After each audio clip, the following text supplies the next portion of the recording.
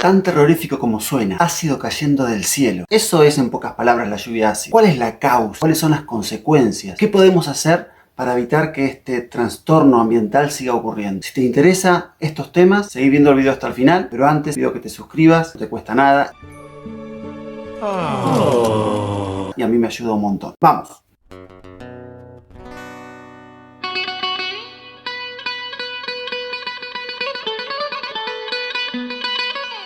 Para poder entender lo que es la lluvia ácida, lo primero que tenemos que hacer es definir lo que es un ácido. Hay varios modos de definir lo que es un ácido en química. Tenemos la teoría de Arrhenius, la teoría de Bronsted y Lowry o la teoría de Lewis, desde la más específica a la más genérica. Todas estas teorías explican lo que es químicamente un ácido. Vamos a definirlo nosotros de acuerdo a la teoría de Bronsted y Lowry, que nos permite entender en lo que respecta a la lluvia ácida lo que es un ácido. Entonces nosotros decimos, según la teoría de Bronsted y Lowry, que una sustancia es ácida cuando libera cationes de hidrógeno, es decir, cuando libera átomos de hidrógeno cargados positivamente. A los átomos de hidrógeno cargados positivamente, de hidrógeno, se los denomina en química protones. Si alguno sabe por qué es sinónimo protón de catión hidrógeno, pónganlo en la caja de comentarios. Si tenés cojones, decilo. Podemos decir nosotros que una sustancia es ácida cuando libera protones. Esta liberación de protones hace que se combinen estos protones con el alrededor y generen cambios. Los ácidos generan cambios en el entorno. Estos cambios son muy diversos,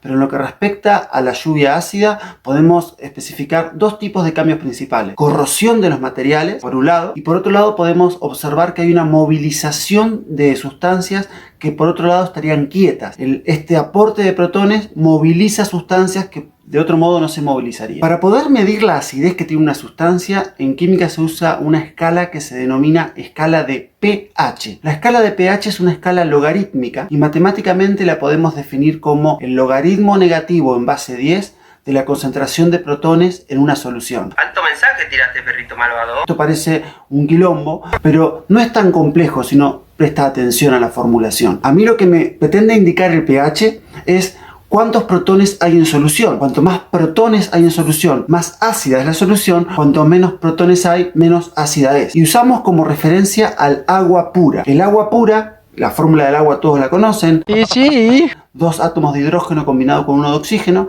Eso es agua en estado puro. Pero en un vaso de agua pura, no toda el agua existe como molécula de agua, sino que una pequeña proporción de estas moléculas de agua se disocia, entregando por un lado un protón y por otro lado un anión, una molécula cargada negativa que es el grupo oxidrilo. La cantidad de protones y de grupos oxidrilos que hay en la solución, en el caso del agua, está equilibrada y por ende decimos que la sustancia es neutra. Una sustancia, cuando tiene más protones que el agua pura en solución, decimos que es ácida, y cuando tiene menos protones decimos que es alcalina o básica, que es lo contrario a ácido. En esta escala de pH, si yo calculo la cantidad de protones que tiene el agua y hago la cuenta, calculo el logaritmo negativo de esa concentración, voy a encontrarme con que el pH del agua pura es 7. Entonces nosotros definimos al pH 7 como un pH neutro. Tenemos que dejar en claro que la escala de pH no tiene límites. Puede ir hacia arriba y hacia abajo eternamente. Pero a fines prácticos se suelen poner límites en el 0 y en el 14. Entonces decimos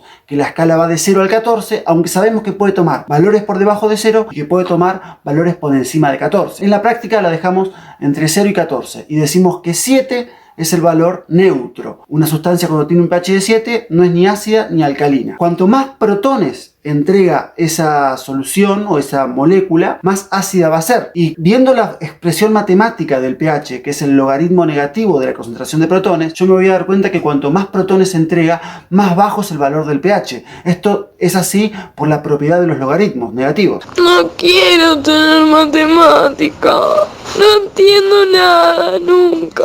Entonces, cualquier valor del pH que esté por debajo de 7 lo consideramos ácido, cualquier valor de pH que esté por encima de 7 lo consideramos alcalino. Tenemos que tener en cuenta que la escala de pH es una escala logarítmica y esto quiere decir que variaciones en una unidad son mucho más que una unidad. Por ejemplo, una sustancia que tenga un pH de 6 es 10 veces más ácida que una que tiene un pH de 7. Y si tiene un pH de 5 es 100 veces más ácida. Si tiene un pH de 4 es 1000 veces más ácida que una pH de 7. Justamente por propiedad del logaritmo. Una vez que ya hemos definido lo que es la acidez y cómo la medimos la acidez, cómo la medimos con la escala de pH, lo que nos queda ver es lo que respecta a la lluvia ácida. Cuando nosotros decimos lluvia ácida, en realidad hacemos mención ambientalmente a la deposición húmeda de la acidez. Tenemos dos modos de depositar esta acidez que hay en la atmósfera a causa de la contaminación en la superficie terrestre. La podemos depositar por deposición húmeda o por deposición seca. La deposición seca es cuando el viento traslada estos gases ácidos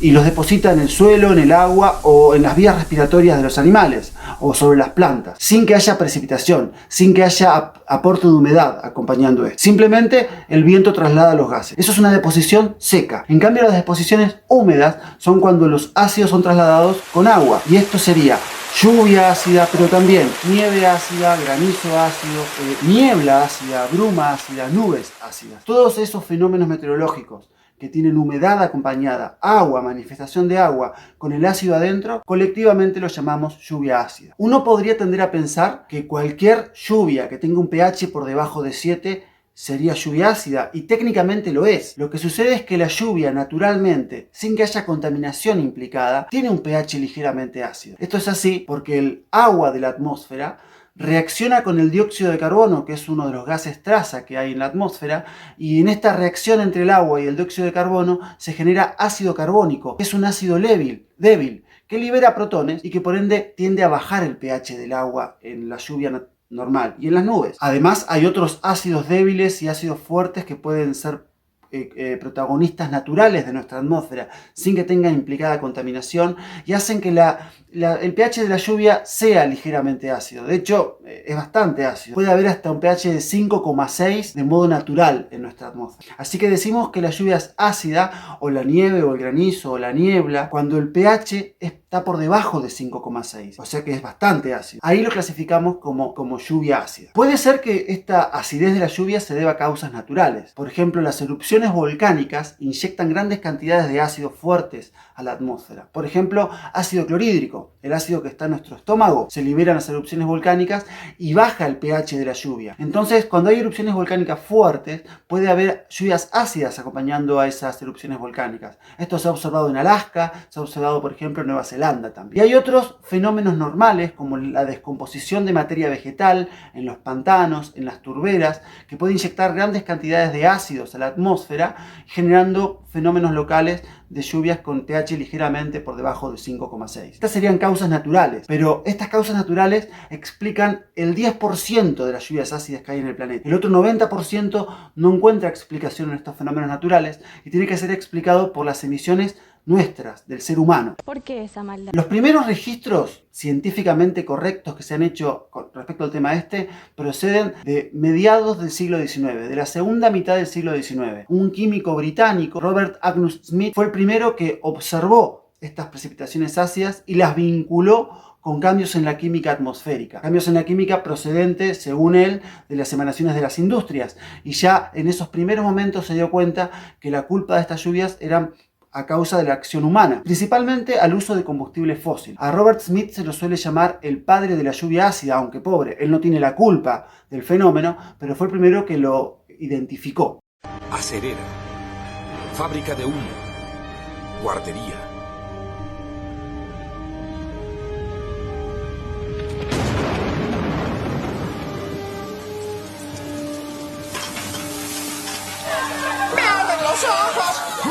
¡Dios mío, lluvia ácida! Tenemos que dejar claro, para que nos quede claro la magnitud de este problema, que se han registrado lluvias de pH hasta 1,5 de acidez. Miren que 1,5 es 12.600 veces más ácido que el pH normal del agua de lluvia. O sea, esta acidez extrema genera cambios profundos en los ecosistemas, que son los que vamos a ver en la última parte del video. Ahora vamos a estudiar cuáles son las emisiones que liberan los seres humanos y cómo generan esta acidificación de la lluvia. Básicamente podemos hablar de dos tipos de contaminantes que generan el fenómeno de lluvia ácida. Por un lado, los óxidos de azufre, principalmente el dióxido de azufre, y por otro lado los óxidos de nitrógeno. Veamos primero lo que respecta a los óxidos de azufre. Los óxidos de azufre, principalmente el dióxido de azufre, Proceden de modo natural de erupciones volcánicas y de degradación de materia orgánica, pero principalmente sus emisiones actuales se deben a la quema de combustibles fósiles, especialmente del carbón, que es el combustible fósil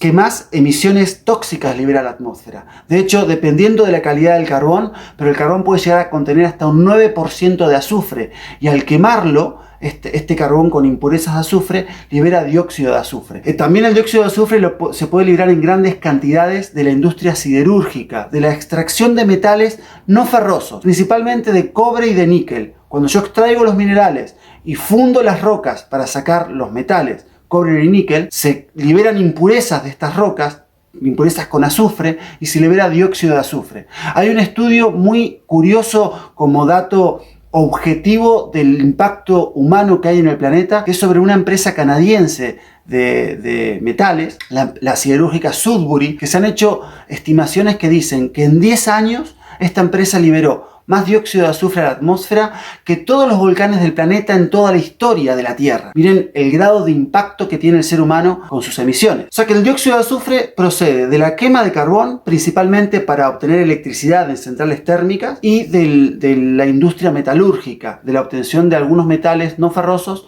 como cobre y níquel, muy utilizados, por cierto. Por otro lado, tenemos otros ácidos sulfurosos, como el sulfuro de hidrógeno, que es mucho más tóxico que el dióxido de azufre y que se libera de otras actividades industriales, como la obtención de papel, o incluso la extracción de otros hidrocarburos. El gas natural, que es dentro de los hidrocarburos el más limpio.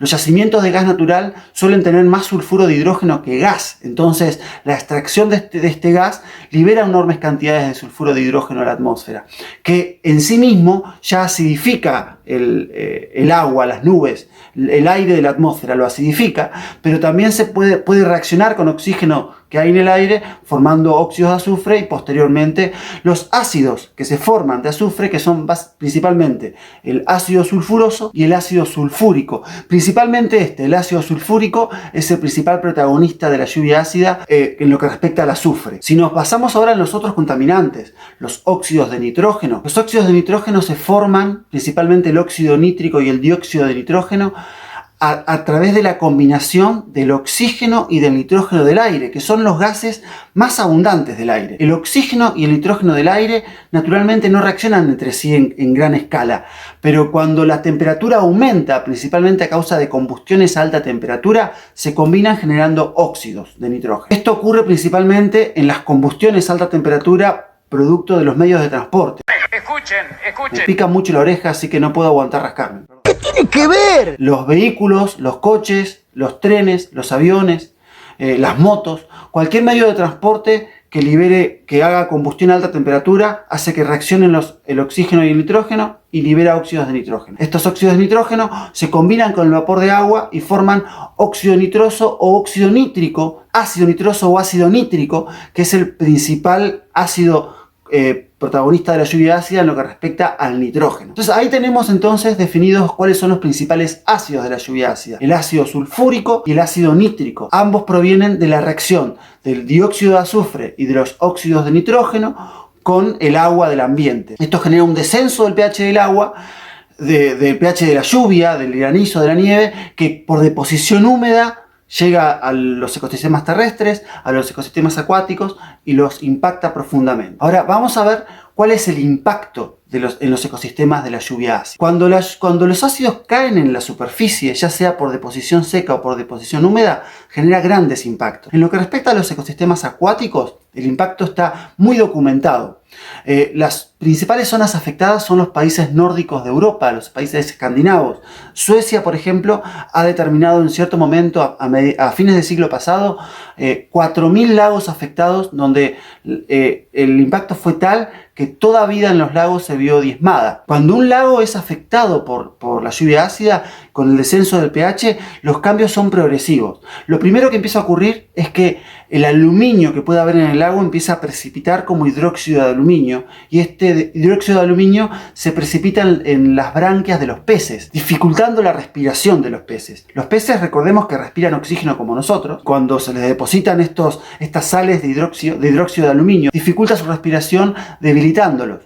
Si el pH baja un poco más, ya en rangos que llegan al pH 5, los huevos y los estadios más jóvenes de los peces, las larvas, mueren. Los primeros afectados son los miembros más jóvenes de la fauna. pH un poco más bajos, ya ingresando a pH por debajo de 5, ya el daño incluso llega a los adultos, y bajando un poco más ya se daña toda la flora. Cuando llegamos a pH de 4, prácticamente no queda vida en los lagos, o si queda por ahí un poco de vida microbiana que termina siendo diezmada y quedando en los lagos básicamente en algunos casos vida microbiana que puede resistir bajos pH. Un lago afectado por el descenso de su pH se puede ver de color turquesa, de color transparente. A simple vista podría parecer un lago muy limpio, pero ese brillo prístino que se ve en el lago se debe a que carece de vida por completo. Entonces toda la turbidez que puede generar la vida, todas las excrescencias de los seres vivos se sedimentan y el lago queda transparente, aparentando ser un lago limpio, pero en realidad es un lago impactado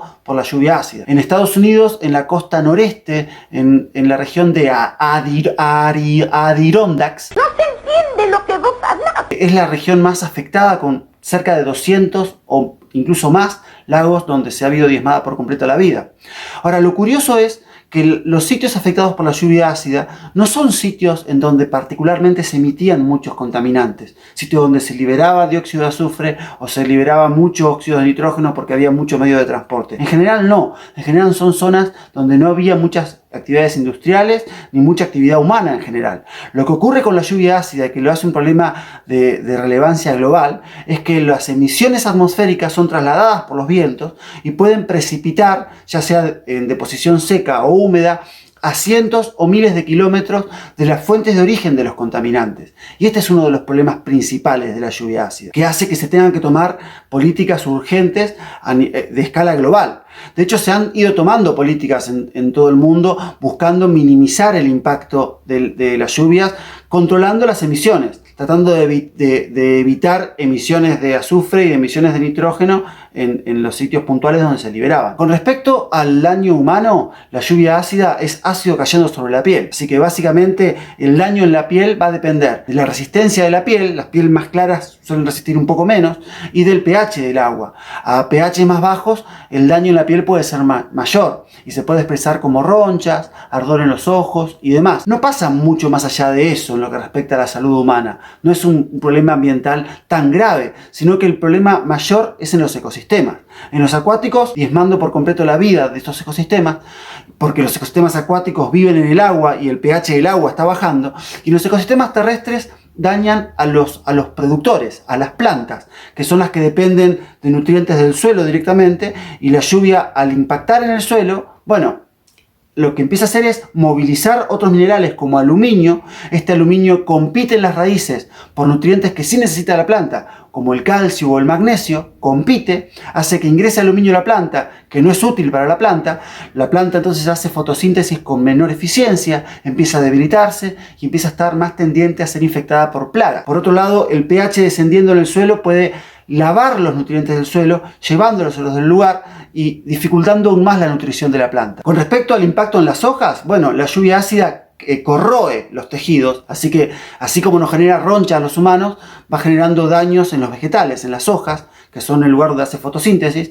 y la planta empieza a manifestar una muerte, una sequedad que suele ser desde el ápice hacia la zona basal de la planta, demostrando de este modo daño profundo. Muchos bosques en la zona de Escandinavia, en la zona de las zonas de Alemania, en las zonas de Inglaterra, que son los primeros sitios en Europa donde se han hecho detecciones de lluvias ácidas, se han visto gravemente afectados. Cuando uno afecta a las plantas de un bosque, por ejemplo, rápidamente se afectan el resto de los ecosistemas, porque las plantas son los productores principales. Así que los daños en los productores afectan a todas las cadenas tróficas. Esto en lo que respecta a los impactos ambientales. Tenemos impactos en ecosistemas acuáticos, en ecosistemas terrestres y en la salud humana. Pero también tenemos impacto estético, impacto civil. La lluvia ácida corroe con mayor facilidad, por ejemplo, esculturas que van siendo lavadas químicamente por la lluvia ácida. De hecho, la capacidad que tienen algunos minerales para lavarse con la lluvia ácida, pero